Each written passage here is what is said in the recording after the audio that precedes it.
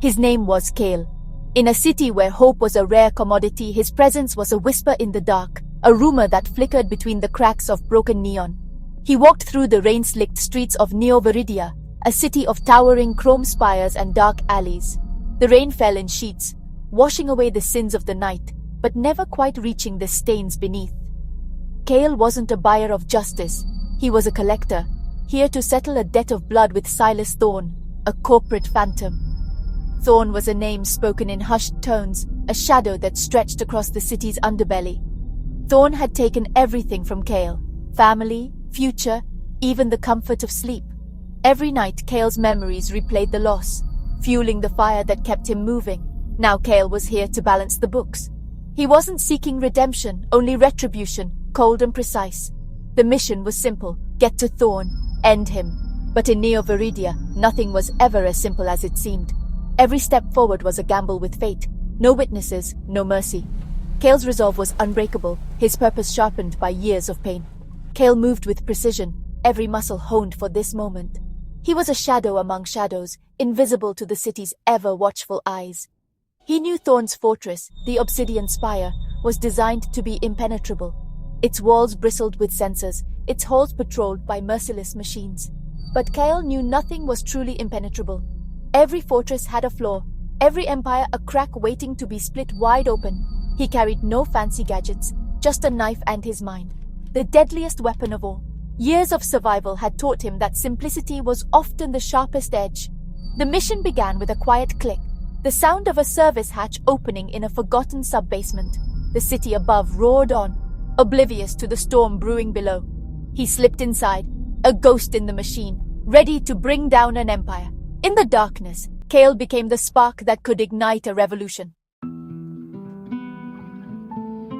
Kale moved through the service corridors like a phantom using the shadows for cover. He heard voices ahead, 2 security guards, complacent in their routine. Kale flattened himself against a wall, waiting for them to pass. Silence was his ally. He reached a pressure-locked security door, a major obstacle.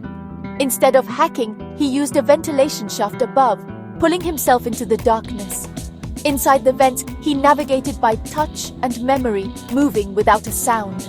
Below, the building's life continued, unaware of the predator in their midst.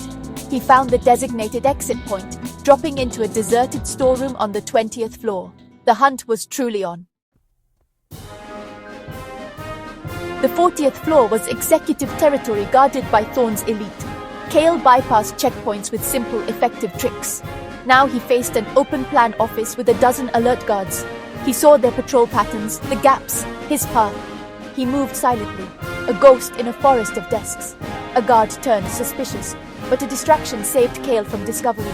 He reached the glass-walled corridor leading to the executive elevators. 2 guards blocked his path. This had to be direct, fast, merciless. Kale exploded into action, taking them down with brutal efficiency. The elevator doors slid open, revealing a world of opulence and danger. Gilded walls gleamed under crystal lights, and the air was thick with the scent of power and fear. At the center of it all sat Silas Thorne, a man whose reputation was as sharp as the blades of the killers encircling him.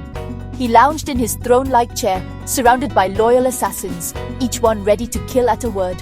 Thorne extended an offer to Kale, a place in his organization, a chance to join the ranks of the powerful. But Kale didn't even pause. He kept walking, his eyes fixed on the man who had caused so much pain. The killers moved to intercept, confident in their numbers and their skills. They believed no one could get past them, especially not alone. But Kale wasn't there to fight for survival. He was there to cut a path straight through them, no matter the cost.